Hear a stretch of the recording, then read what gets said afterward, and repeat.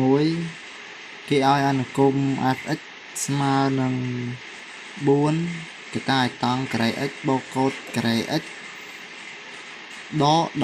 12កតាតង់ x បូកកូដ x បូក9ដែល x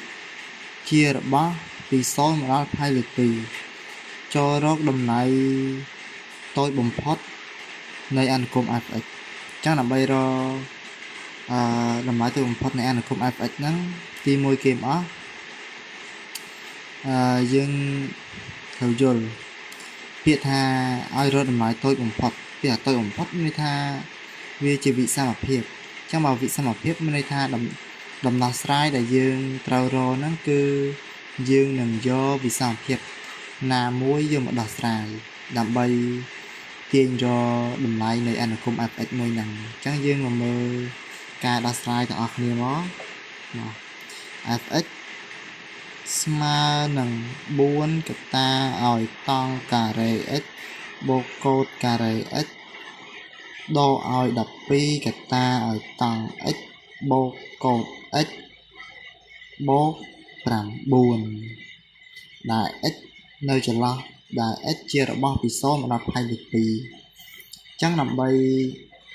រកតម្លៃតូចបំផុតនៃ fx ទី1គេបោះយើងត្រូវធ្វើការតាំងតេស្មើចឹងយើងត្រូវធ្វើការតាំងតេស្មើនឹងតង់ x បូកឲ្យនឹងកូដ x ភាសាអីបើសិនយើងតាំងតង់ការ៉េកូដការ៉េយើងអាចបំលែងវាឲ្យចេញជាតង់ x កូដ x ទេចឹងយើងត្រូវតាំងតេហ្នឹងឲ្យស្មើនឹងតង់ x បូកកូដ x ដើម្បីបំលែងតង់ហើយនឹងកូដហ្នឹងឲ្យជាប់ឲ្យដូចទៅនឹងតង់ការ៉េ x បូកកូដការ៉េ x ចឹងយើងធ្វើការលើកអង្សងខាងជាការ៉េមក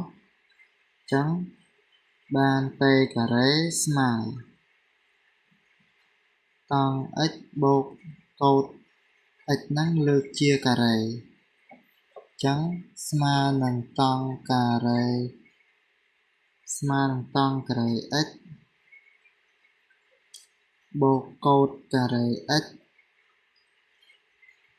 បូកឲ្យ2មានន័យថាតង់ x គុណកូដ x ស្មើ1អញ្ចឹងបើ2តង់ x កូដ x អញ្ចឹងគឺវាស្មើ2អញ្ចឹងមិនដាក់គុណក៏បានដាក់2យកមកអញ្ចឹងយើងបោះ2មកអង្គទី1មកអញ្ចឹងបានតេការ៉េដក2ស្មើនឹងតង់ការ៉េ x បូកកូដការ៉េ x យល់ទេចឹងឲ្យដឹងថាតង់ x បូកកូដ x ស្មើតេយើងចំនួនចូលមកហើយតង់ការ៉េ x បូកកូដការ៉េ x ស្មើនឹងតេការ៉េដក2ចឹងចំនួនចូលមកសាក់1មូលបាន f នៃ x ស្មើនឹង4កតាឲ្យតេការ៉េដក2ដកឲ្យ12តេបូក9ចឹងយើងគុណបញ្ចូលមកបាន4តេការ៉េដក8ដក12តេបូក9ស្មើនឹង4តេការ៉េដក12តេបូក9ដក8ចឹងយើងមើលកន្សោមមួយនេះ4តេការ៉េដក12តេបូកឲ្យ9ហ្នឹងគឺវាចូលរៀងការ៉េទ្វេធាអញ្ចឹងបើចូលរៀងការ៉េទ្វេធាអញ្ចឹងយើងបាន2តេដក3ហ្នឹងក្តោបការ៉េដក8អញ្ចឹងដើម្បីរកតម្លៃតូចបំផុតនៃអនុគម fx វាថាតូចបំផុតមានថាវិសមភាពអញ្ចឹងយើងត្រូវដឹងថាតើយើងត្រូវប្រើវិសមភាពមួយណាអញ្ចឹងយើងត្រូវប្រើវិសមភាព AMCM តាម AMCM មកទីមួយគេមកយើងតាក់តេមួយនេះជាងត្រូវប្រើវិសមភាព AMCM ហ្នឹងអញ្ចឹងដែលដឹងថាតង់ x បូកកូដ x ភាសាឲ្យយើងតាក់តេនេះអញ្ចឹងតែយើងរកតម្លៃតេហ្នឹងតែតេរបស់យើងគឺស្មើនឹងតង់ x បូកកូដ x អញ្ចឹងយើងយក AMC ហើយយើងយកតង់ x បូកកូដ x ហ្នឹងយកមក AMCM មកអញ្ចឹងធំជាងឬស្មើ2ឬតង់ x គុណឲ្យនឹងកូដ x អញ្ចឹងគុណគ្នាទៅគឺស្មើនឹង2ប៉ុន្តែតង់ x បូកកូដ x របស់យើងហ្នឹង គឺស្មើនឹងតេនេះអ្វីដែលយើងតាំងទេតាអញ្ចឹងអ្វីដែលយើងតាំងហ្នឹងគឺស្មើនឹងតេ